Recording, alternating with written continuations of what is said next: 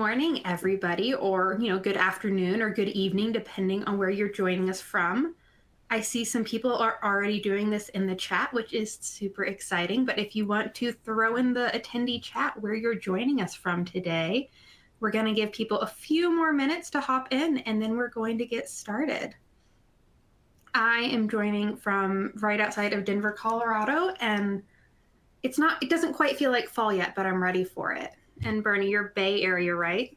Yeah, I'm in the heart of Silicon Valley right here, and it was 103 here yesterday. That's too hot for this time of year. It is. It Too is. much.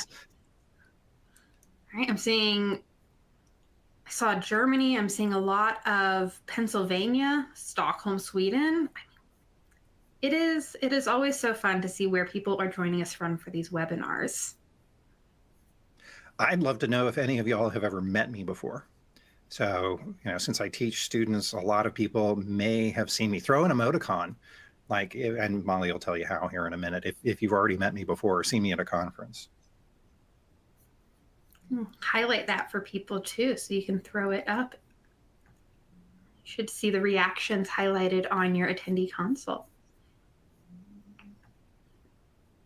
All right, I think we are going to go ahead and get started with today's webinar. So good morning, everybody. My name is Molly Lord, and I'm a member of staff at the Scrum Alliance. And I am very excited to welcome you to today's webinar, Create Influence on Demand, hosted by the wonderful Bernie Maloney. So before we dive into the meat of why you're here, I just wanted to talk a little bit about Scrum Alliance. Some of you may hold Scrum Alliance certifications. Some of you may be really involved in Scrum Alliance, but some of you may not be sure who the Scrum Alliance is. We are a 501c6 not-for-profit that serves a global community of professionals. We partner with world-class trainers, such as Mr. Maloney here, to provide in-demand professional certifications. We were established in 2001, shortly after the signing of the Agile Manifesto. And since that date, we have awarded over 1,876,000 certifications. So we're getting really close to 2 million. So just a shameless plug, get a certification and help us get to 2 million just for that fun number. And our mission is to advance real-world agility by equipping and inspiring the change maker in everyone. And at Scrum Alliance, we believe that agility is for anyone, which means that agility is for you. If you are a Scrum Alliance member, you have one of our certifications, you do have access to a few really cool benefits through your member dashboard, including access to the comparative agility tools, the Retrium retrospective tool, a connection to the Scrum Alliance global community through events such as this, as well as discounts to our regional Scrum gatherings and global Scrum gatherings. So be sure to log into your dashboard to check that out. A couple more logistical notes before we get started. I want to give you a quick tour of the console you'll be using today. So the first section I want to call out is the Q&A box. Any questions you have for Bernie, please drop in there. We will actually be doing some mid-webinar Q&A, so make sure to put the questions in there as we go. Next up is our related content section. That is where you can find a PDF of today's slides, links to all the resources that will be mentioned in the presentation, as well as links to our website, Bernie's website, and his YouTube channel.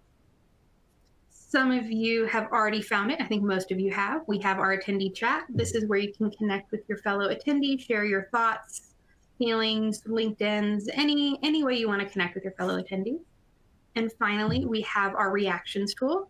So just let us know how we're doing throughout the webinar. Throw up some thumbs up, some hearts, whatever reaction strikes your fancy. Without further ado, I'm going to hand it over to Bernie. Hi, everybody. So a couple of things I want to warn you about. In any of the talks that I give, they're usually interactive. So do find those emojis. They're going to come in handy as we go through. Plus, as Molly let you know, there's a couple of pause points for questions in the middle of what we're going to be doing here today. So to kind of give you an idea of what's going to be going, for how many of you, okay, would a clear picture of how you can have others all ears to get a hold of your ideas, for how many of you would that be valuable? Go ahead. Like throw an emoji if you think that that would be valuable. And all the emojis stop for me. So, kind of got everybody to pause. Okay, anybody want a demo that this is actually possible? Because that's what I'm going to do next. So, what I'm going to do is I'm going to play a video clip here. And I want you to pay close attention to it. Now, what they're going to ask you to do is to count the number of red cards. Okay, so listen for the audio that's going to be in there at the same time. Count the number of red cards and then put it into the chat, not the questions, into the chat as soon as like that deck is finished. Okay, so here we go. I'm going to play that video clip starting now. Oop. Play the video clip. How good are your powers of observation? The playing cards are going to be dealt from the top of the deck onto the table. How many red cards are dealt?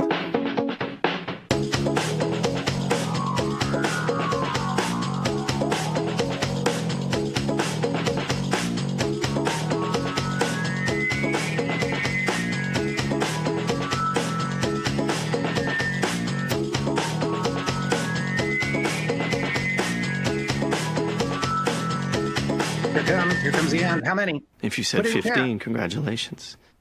But did you see the secret message on the back of the cards? How many of you saw that secret message?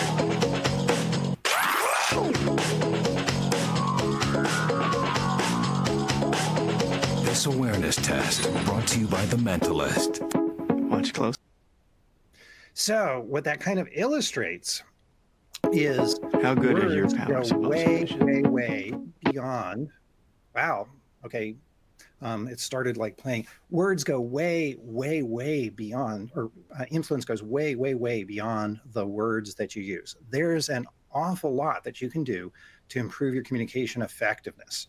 And that's really what you're going to get out of this webinar today, is a clear picture of how you can have others all ears to get a hold of your ideas and improve that communication effectiveness. You're going to see pretty shortly by a factor of, at least 2, maybe even 3, 5, or 10. Now, hi, everybody. Like Molly said, my name's Bernie Maloney. And yes, I am a CST, but this kind of goes from a different part of my background. Yes, that really is a picture of me in a pa'u. That's what it's called. I have danced hula a few times. There's interesting stories behind that. So something I want you to think about as we go through this webinar is sometimes when you look beyond the edges, when you listen beyond the surface, it might feel like you're out of your comfort zone, like I was when I danced hula, but really you're making a breakthrough to a new level of performance. Because that's what I really do with my clients, is I help leaders achieve performance breakthroughs with their teams, with their organizations, and sometimes even with themselves. So I'm hoping that you all get a performance breakthrough in your own influence here today. So now I've got good news and bad news, okay?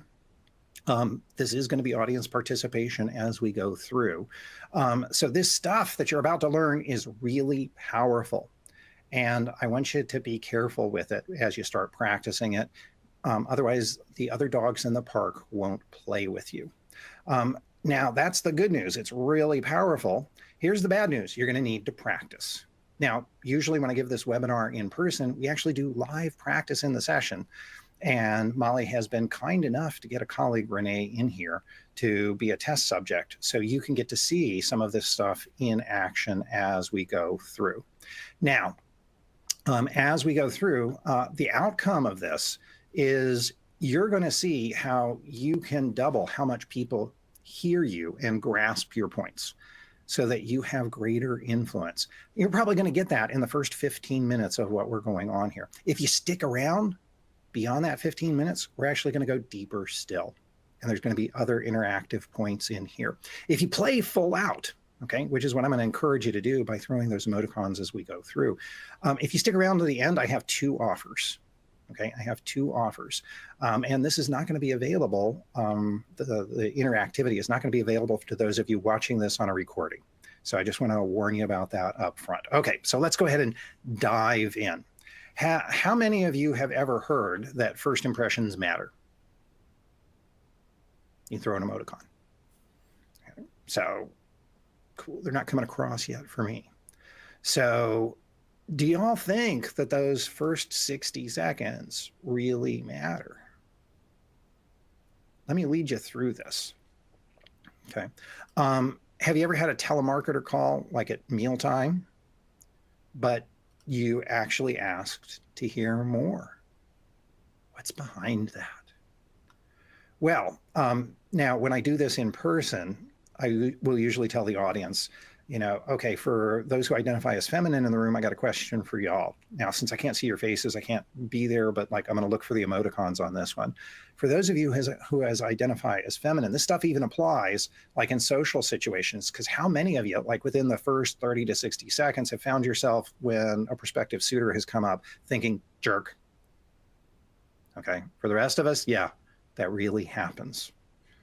Okay, so I want to take you in behind some of the brain science that's in this.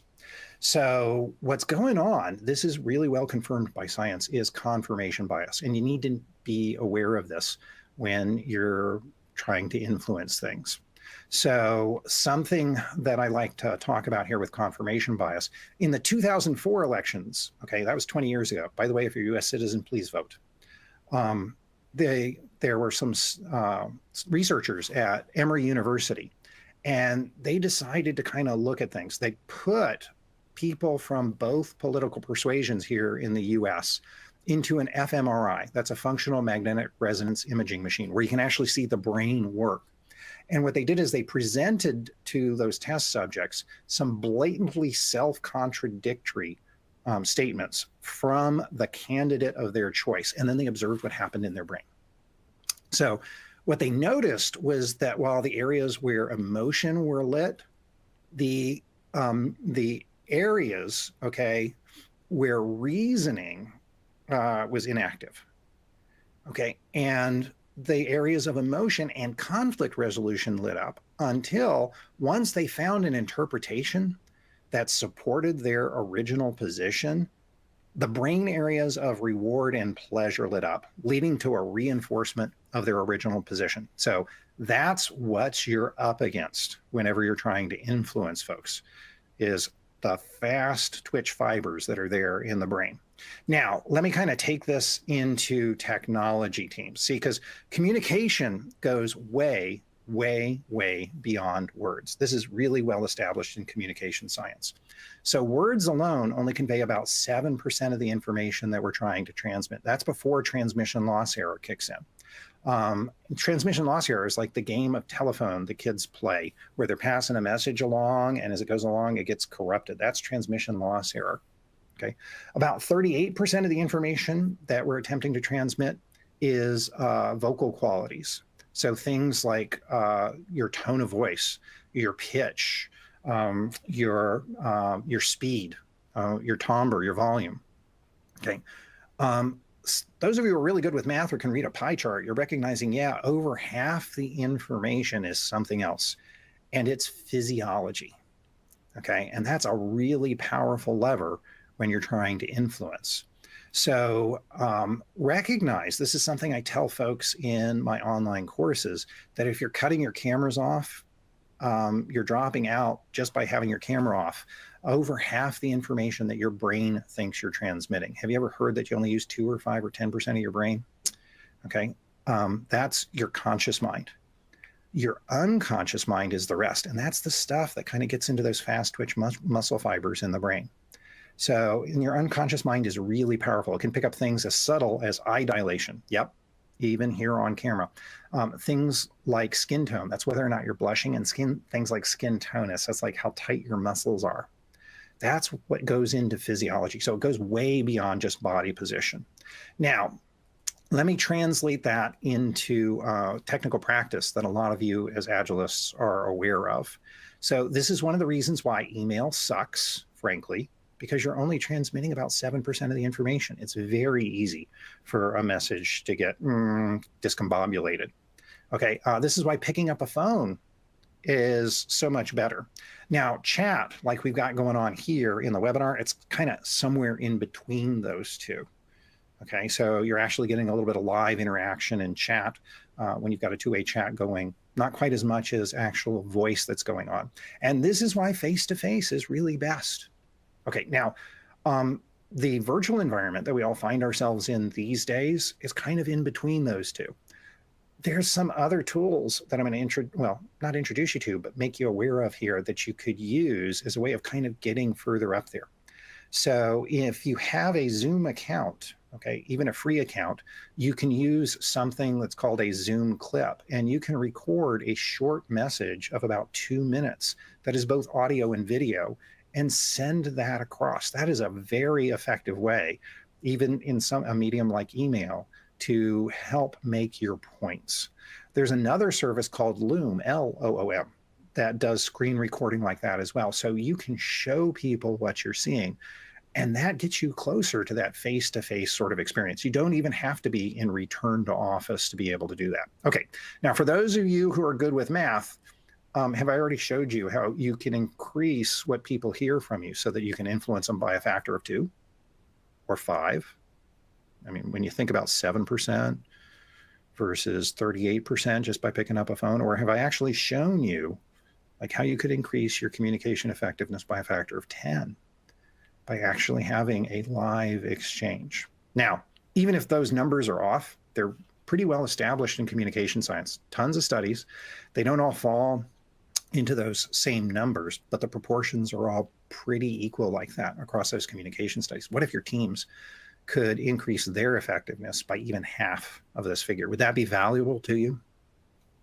Okay, so now let's kind of dig in to the power that's behind this. Now, as I kind of dig into this for you, recognize, use this stuff wisely, or the other dogs in the park are not going to play with you. Here's what you really want to be doing with influence. You want to lower those unconscious barriers, like I talked about with communication bias, so that people hear those signals that you're trying to send. What you really want to be doing early on is, the principle behind this is, you want to recognize that people like people who are just like them. Now, that is, a way that you can start to influence is to start to send those unconscious signals to the people that you're communicating with that I'm just like you. Simon Sinek, in his early talks about how we tend to hang out in groups of people, like in our religious communities, our ethnic communities, our geographic communities, people like people who are just like them. Heck, even agile conferences. Okay, we like to hang out around people who are just like us. So that's one of the things you want to do, is send those signals that, hey, I'm just like you, to get past that confirmation bias. Now, a way that you can do this comes out of a body of study that I have gone through, not just the hula stuff, but that body of study is something called neuro-linguistic programming. It's the closest thing I have found to Jedi mind tricks. There are people who love it, like me, and there are people who hate it.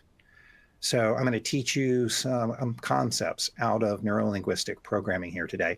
The biggest thing you want to be doing for influence is you want to be building rapport. You want to be offering people similar patterns that basically say, hey, I'm just like you. I'm just like you. Now, words alone, okay, are only about 7% of what you're conveying. And they're a key to how other people represent information. That would be a whole different talk, introducing you to how you can use those as keys. Something that's really easy are the vocal qualities, just like using the tonality that's there, and the physiology, particularly when you can see or be with people that are there. So, Renee, this is where we're going to come up, and Molly, if you can help Renee come up. Hey, Renee! So, we're going to do a demo here, y'all. Renee, this is where I get to be kind of like a magician. I don't think we've ever actually met before at any of the conferences, have we? Yeah, actually, I think we've met at a couple, but... Okay, nice we've met at a you. couple. Nice to meet you again, though. There's a lot of people there. So. Okay, cool. But we don't work together every day, do we? No. No, and you have no idea what's coming. Mm-hmm. Yeah, okay. So, that's kind of like my magician's briefing on that. So, Renee, what we're going to do here is a little demo on verbal mirroring and matching to kind of do things that are there. So do me, what have you found interesting so far about the talk that you've heard? That's a good question. I feel like most of it's stuff that I haven't really thought about, so I'm just taking it all in.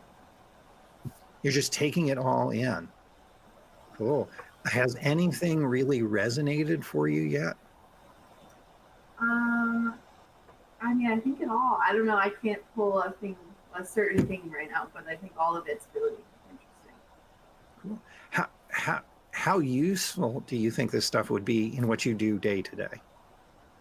I think often because I do social media, and so connecting with people and learning like what people will respond to and things, I think that's important.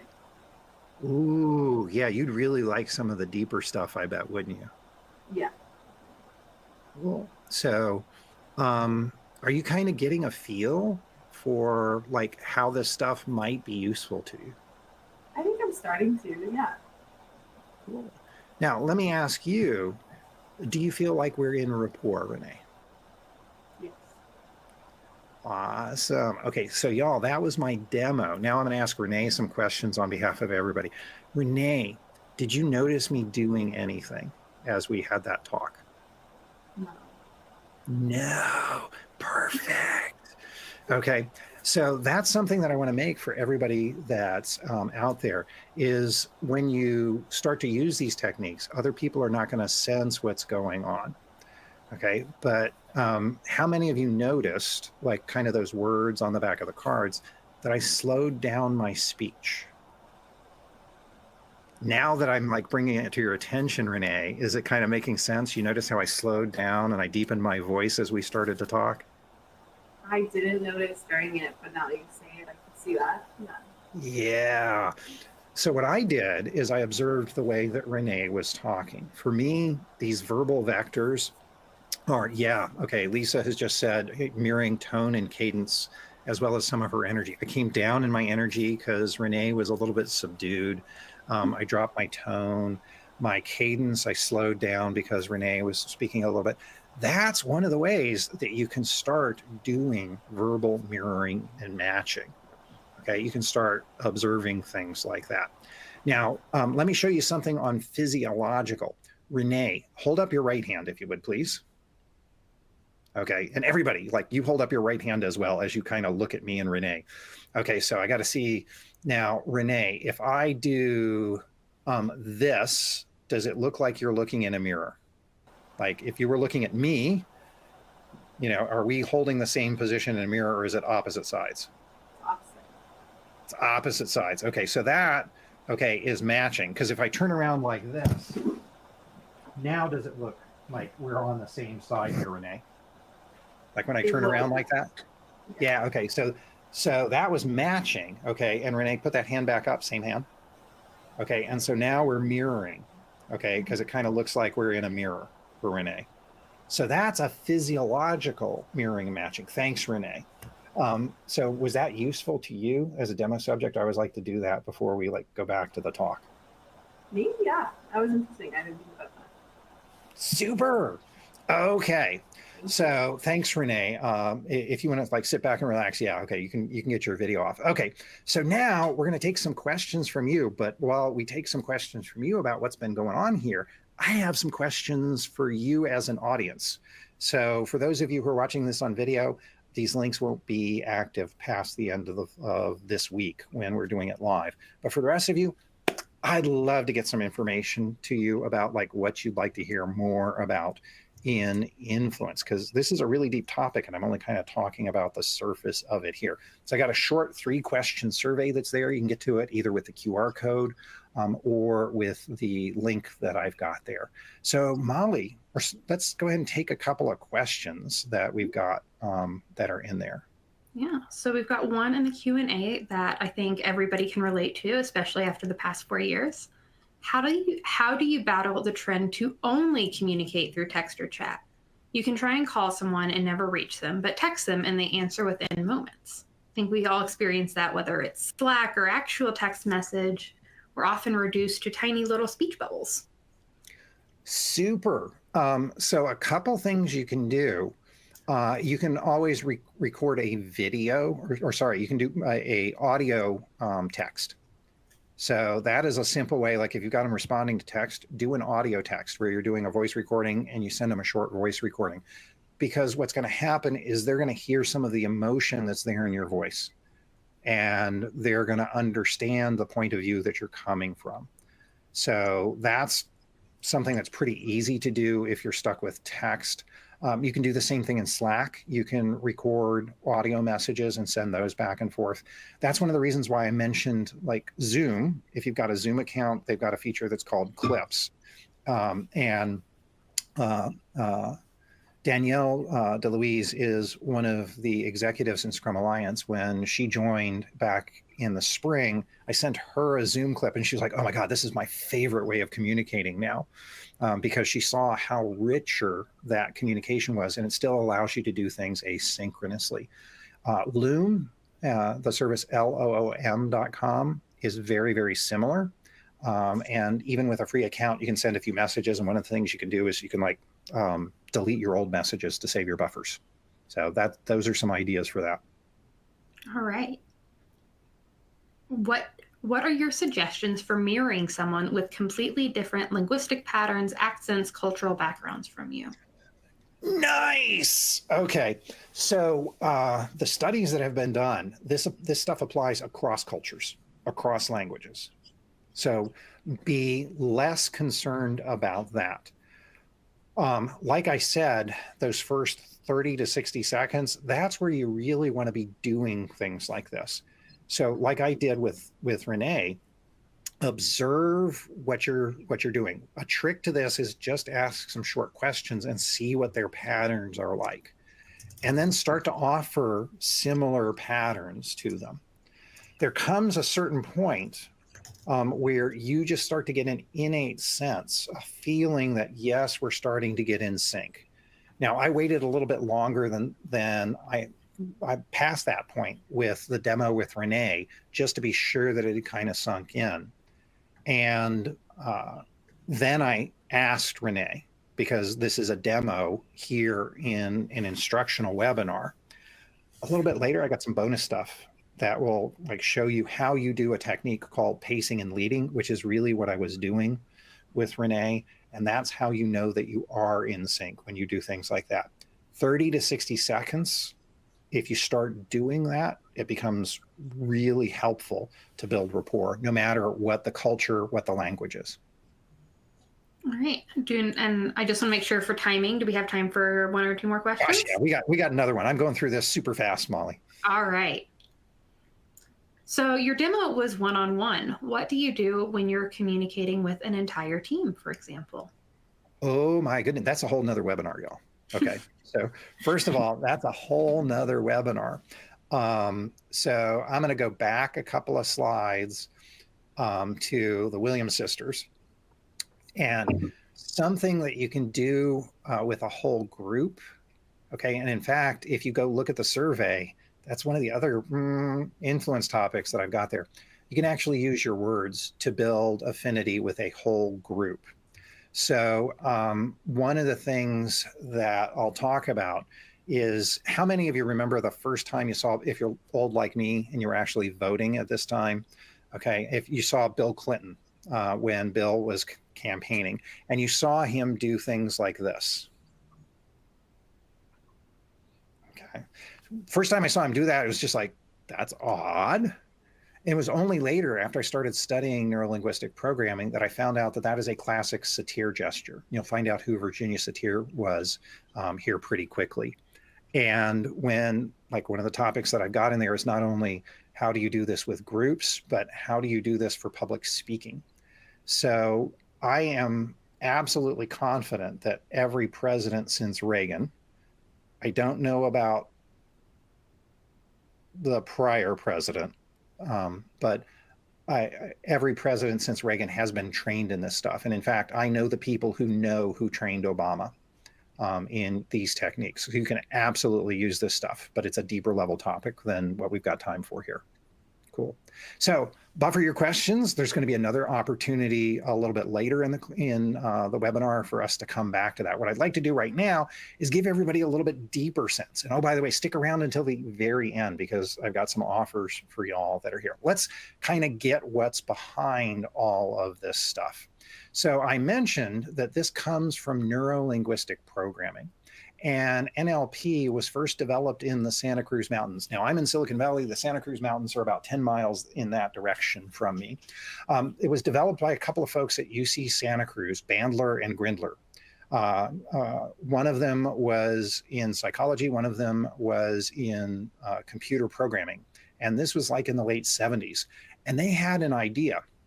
They were like, they were observing that there were some therapists who were getting better results than others. One of them was Virginia Satir.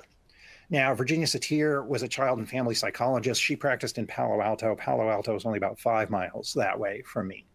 And you've probably seen a Satir curve like this in Agile.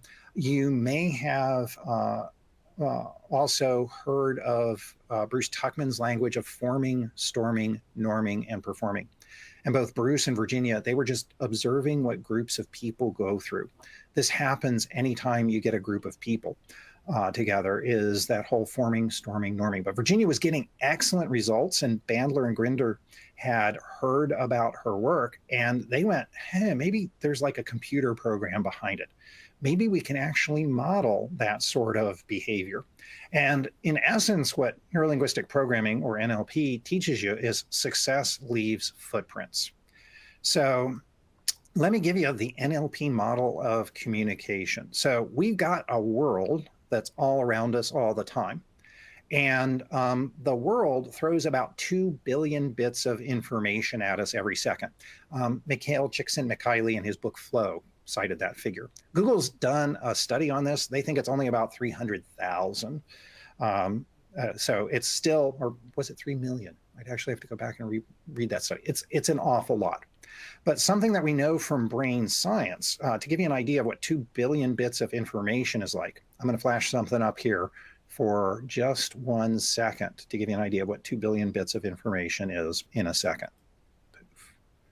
Okay, super. Okay, now, let me ask y'all, and I'm going to look in your chat. What season was it in that picture? Okay, here's another question. What was the temperature? Here's another question. Which way was the wind blowing? That kind of shows you that there's a whole bunch of information available to us every second, okay? And so what happens is we interpret all that information through our 5 senses. Now, neurolinguistic programming talks about this in terms of visual, okay, auditory, and specifically auditory tonal, kinesthetic, which is both a sense of touch as well as emotion, olfactory, and gustatory. And something that NLP teaches is everybody uses all 5 of these senses, but each of us uses them in different ways. Everybody has a primary way that they interpret information. Think of parfumiers and chefs or foodies.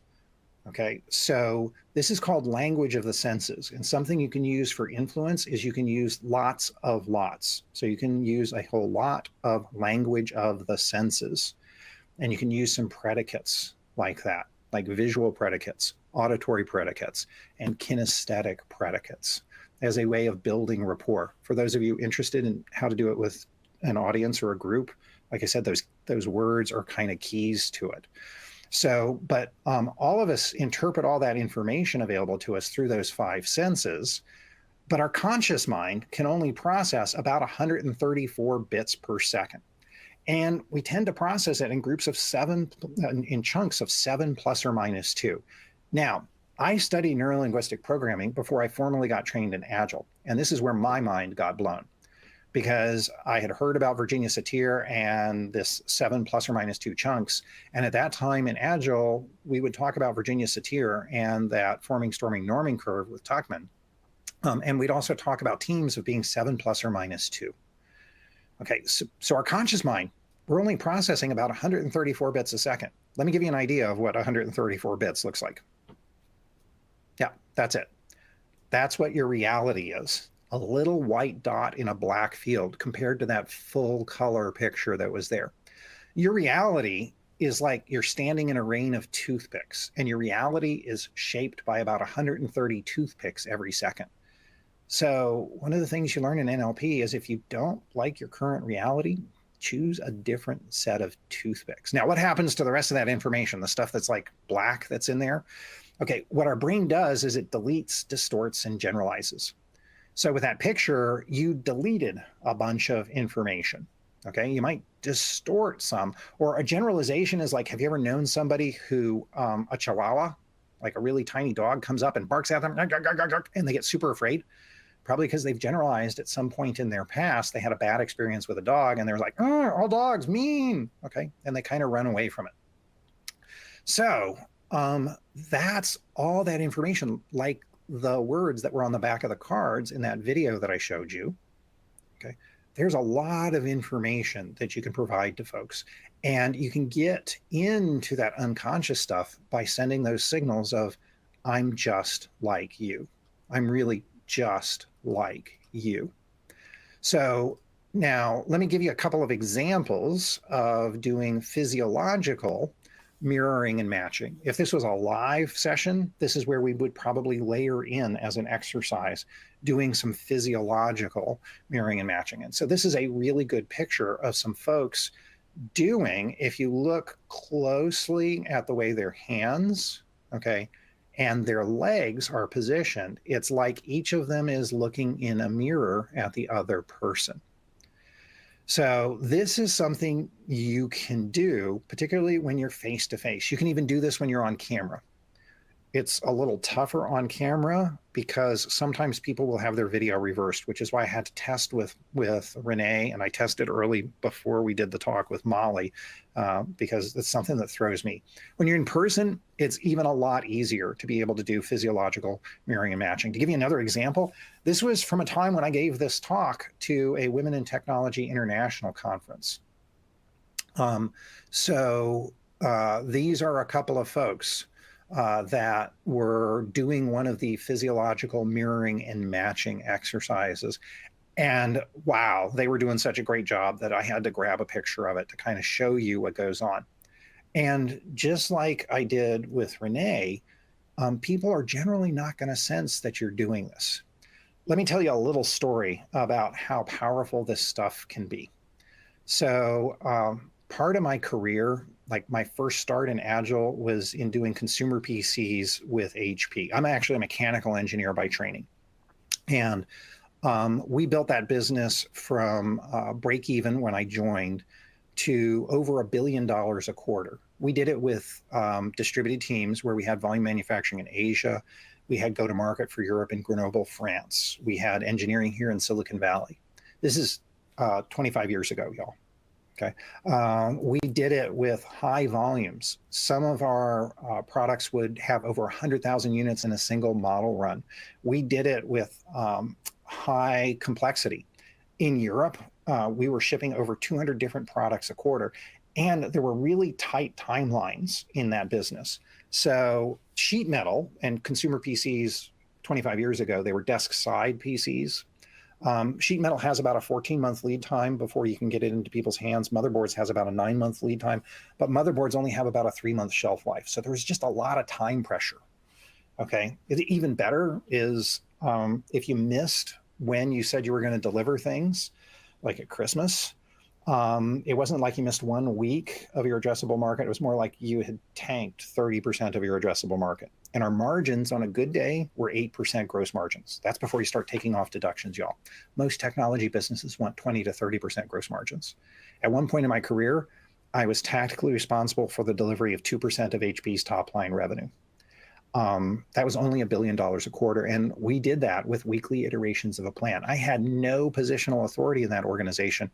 Everything I did there was through influence. And then I came across NLP and I was like, oh my gosh, this is what my stock and trade is. I have to go learn this stuff.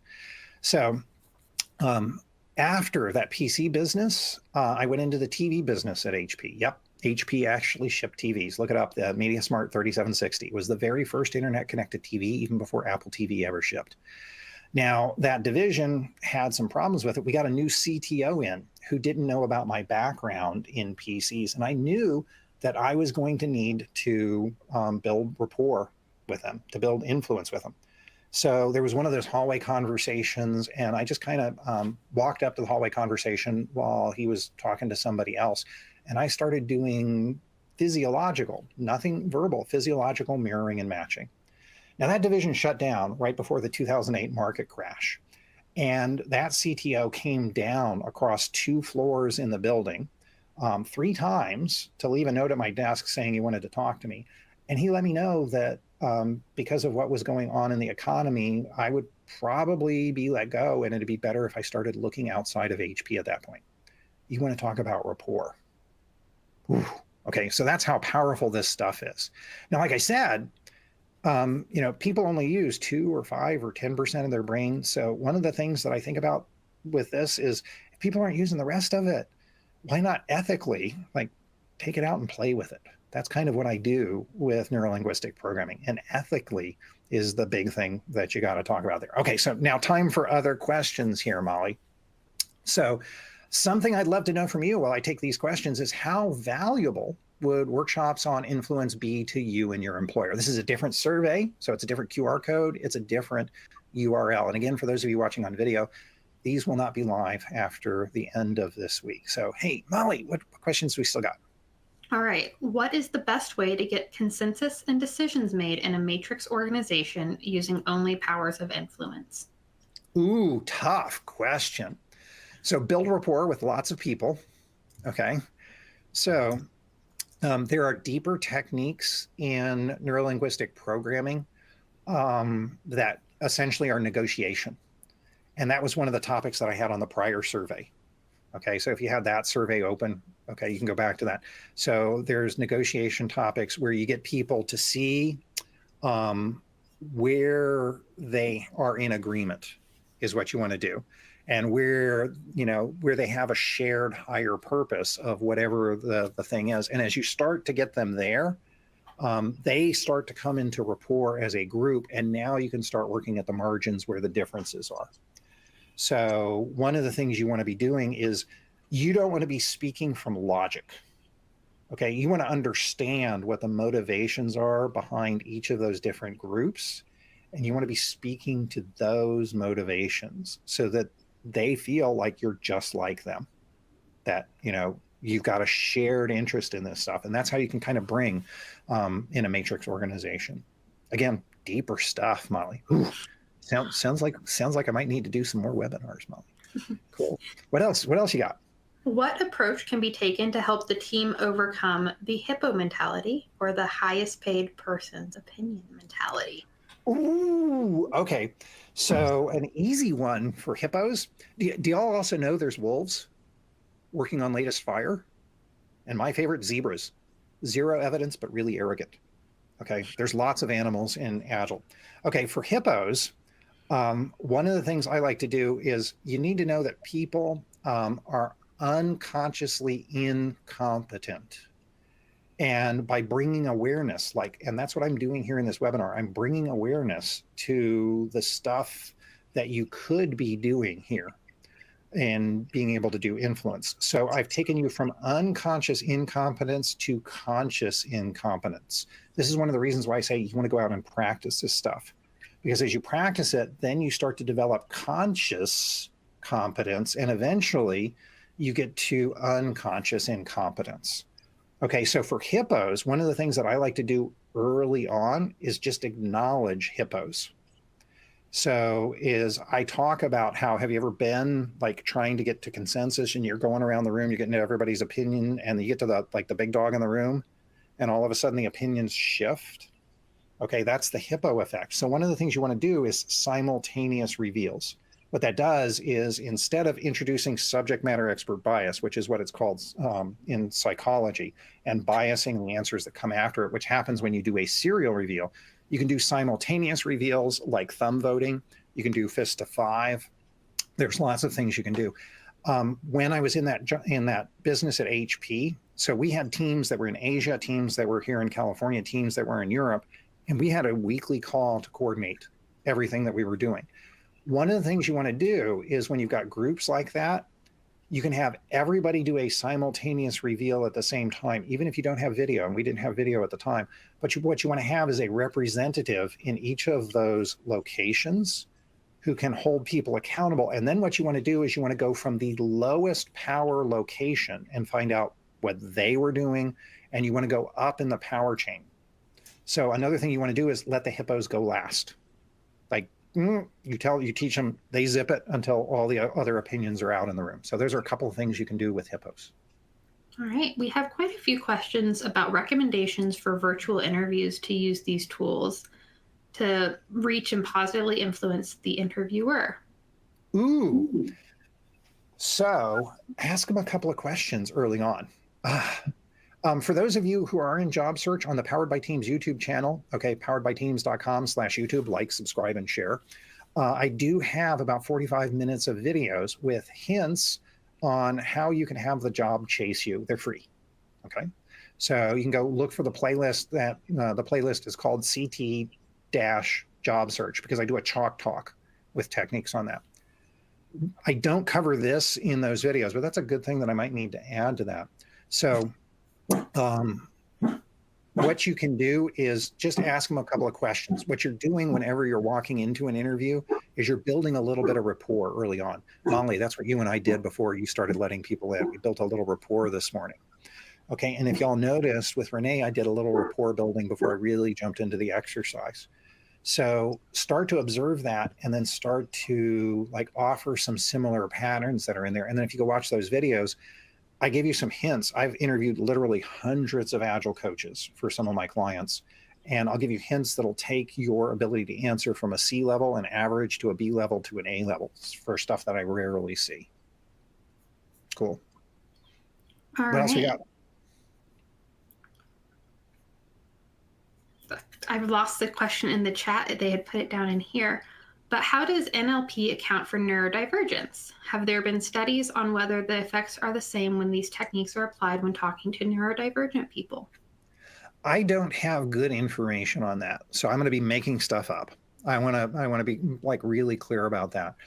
I would suppose that it would have some effect, and it would have some positive effect, because what people everywhere, they just want to be heard.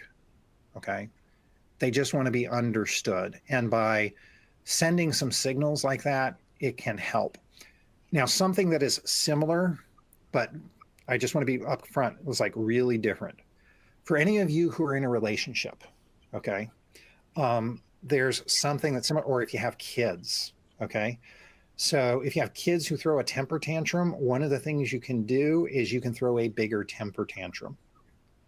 Okay, it's a pattern interrupt where you're showing some affinity and they're going to go, what? Okay, and that's going to slow them down. For instance, my spouse is also trained in neurolinguistic programming, and this is something that I had to learn. So I'm going to talk about a classic male-female dynamic where sometimes women, they get a lot of emotion out, and as men, we don't exhibit a lot of emotion, and a lot of men will go, honey, honey, honey, honey, and try and like calm it down. And one of the things that I've had to learn is like, you're right, that really sucks, and like start to mirror and match what some of those behaviors are. That's really awful. Before then, I start to use another technique that I'm about to tell you all about, which is called pacing and leading, where I feel like that they've been heard. Then you can start to pace and lead them to where you want to be. So we got time for probably one more question, because Molly, you need a little bit to wrap up, or I think we got about 12 more minutes here. Mm-hmm. Okay, cool. Yeah, okay, we got time for one more. Okay. They're in different places, so I'm losing questions a little bit. Where is it? Hostage negotiations use some of the same techniques. How can you apply these skills to not just influence, but seal a deal? Oh my goodness. Yeah, again, that was one of the things that I was like, would you be interested in negotiation? Okay, that's another topic that's just there in influence. It's like, but boy, that's a whole nother skill set. Absolutely. One of the things I've used this where I have coached big room conference speakers that have spoken in front of 2,500 person audiences, and they were like concerned about it. I gave them some techniques out of this stuff for negotiations and sealing the deal. There's stuff that I teach salespeople where I help them understand how they can elicit someone's, in NLP, it's called a strategy. In essence, it's an algorithm for how people make decisions. And so you start to understand how people represent information that they need in order to be able to make a decision. And then you can feed them information in that same pattern, which helps them get to a decision faster. So that for sales, for negotiation, there are ways, like I talked about with groups, where you start to get them to look at the things that they have in common, or they have a shared purpose. Okay. I know people have busy lives, so y'all, like, I can see some people are already reaching out for my contact form. You've looked ahead in the slide, so you find where that is. Molly knows how to find me as well, but I want to give you a couple of bonus techniques here. And then I do have one final survey, and I've got some offers here at the end. So I've mentioned this a couple of times. Really, the only true test of whether you're in rapport is to do pacing and leading. So with the demo with Renee, I did a little bit of it where I thought we were in rapport. I didn't quite then start to shift my pattern. So I felt we were in rapport. Okay, that's pacing. And then what you want to do is you want to start to slightly shift your pattern and see if the other person follows along, whether that's verbal, whether that's physiological. That's really your only true test of rapport, is if you can observe that you're leading them, or if you just ask them, like I did with Renee. So that's a bonus technique. Now, y'all, like I said, you're going to want to go out and practice this stuff. Here's one of the things I do. I go to a grocery store in a different part of town, and I turn around and I strike up a conversation with the people behind me. Or I'm going to go to a football game this weekend. My university, I'm going to get to see them live and in person for the first time in almost 4 decades, because they're coming out and playing at Stanford this weekend. And I'm going to the networking events that are all around it. So that's going to be a great opportunity for me to practice some of these techniques of building rapport. So find environments where you're never going to be there again. Because if you make a mistake, nobody's going to know who you are. And so that's the way that you can start to test mirroring and matching, as well as pacing and leading. Another thing, another bonus, is mismatching. So this is something you can deliberately do when you need to end things. Okay, like a classic way of mismatching is, have you ever noticed somebody like look at a watch? That's a way of sending a subtle psychological signal. Hey, it's about time. Even if they don't have a watch on, you can do that. Or if you've ever seen a speaker, like in a conference, where they turn around and they really read the slides that are behind them, and you just like, oh, what happened was they were mismatching. They actually broke rapport with you. So you can be conscious about breaking rapport. That's another technique that you can put into your toolkits. Okay, I want to get to a summary, and then I'll probably have some time for some questions here at the end. So what I want to let y'all know is there's usually 2 types of students that come to my classes, my webinars, my workshops at conferences. Okay, there are those of you who've taken really careful notes. Okay, they're diligent, they're neat, and you're going to file them away, never to be seen again. And then there are those of you who are going to go out and practice. I want you to decide right now, which type are you? Which type are you? See, communication and influence goes way, way, way beyond words. There's lots of other vectors that you can go at, like the verbal and the physiological, to build rapport. And as you build rapport, what you're doing is you're opening the barriers that are unconscious to communication, so that you can get more of that message across and people can get a better hold of your ideas. What you're really doing is you're opening a gateway to a whole new world. You can do this pretty simply. simply by observing and signaling rapport with verbal mirroring and matching, like you saw in our demo here today. Now, for those of you that really want to go deeper on this stuff, but you like reading, let me give you a couple of references here. So the seminal work by Bandler and Grinder is called Frogs into Princes. Now, I want to warn y'all, it's very mathematical and it's very boring. Okay, I've actually tried to read the book and I've fallen asleep. Something that is much more approachable is Michael Brooks's Instant Rapport. Now, Michael, in his book, has a really good story of a time where he was on a date and he was like moving stuff around on the table as a way of building rapport. So something you need to know about mirroring and matching is you can push it too far. So if you ever feel like you're doing that, immediately cease whatever is going on as soon as you have that sense and just go back to whatever your normal patterns are. And Michael tells the story of he was like moving a fork around the table, doing mirroring and matching with his date, and his date kind of like freaked out a little bit. So this is one of the reasons why I say you want to use this stuff wisely. Okay, a little bit deeper on influence. Let me give you another technique. Emoticons. How many of you have ever heard of Simon Sinek before I mentioned him today, and particularly his talks Start With Why? Okay, in Sinek's Start With Why, he talks about the golden circle, and he talks about a why, a how, and a what. Okay, play along with me now. Even though I can't see you on camera, I'm going to kind of count on y'all doing this. Hold up a wrist like this, okay? And with the back, with your other hand, touch the back of your wrist as you say out loud to yourself, lizard brain, lizard brain. Okay, that's the amygdala, the brain stem in the human brain. Okay, same hand with that same fist. Let it flail about as you say emotional brain, because like all of our emotions are in that middle brain. And as you take your other hand, wrap it around the outside and take it off and say thinking brain, thinking brain. Okay, this is where language, logic, and reason exists, y'all. This is where decisions get made. Okay, you need to know about this. Sinek likens this to the why, the how, and the what. Okay, and he goes a little bit further and he says, most marketing talks only about the what.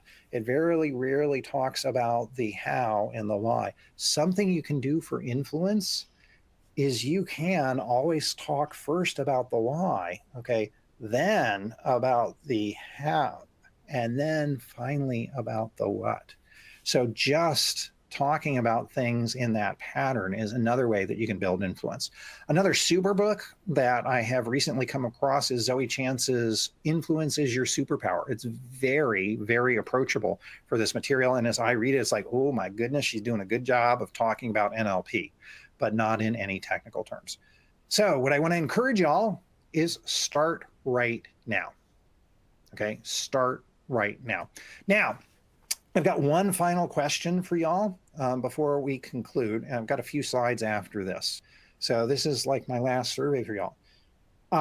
What should my next webinar topic be? I've got some suggested webinar topics that are in there. I'd love to hear from y'all because I'll share this with Molly and with Scrum Alliance so that they invite me back to like do other webinars if you really liked this one. So Molly, do we have one last question before I finally wrap up? Yes, we had one that just came in. How do you mirror someone or a boss who doesn't talk a lot but prefers you to keep talking? You slow things down, and particularly you want to start observing their physiological patterns. There's ways that you can build rapport just by breathing. Just by breathing.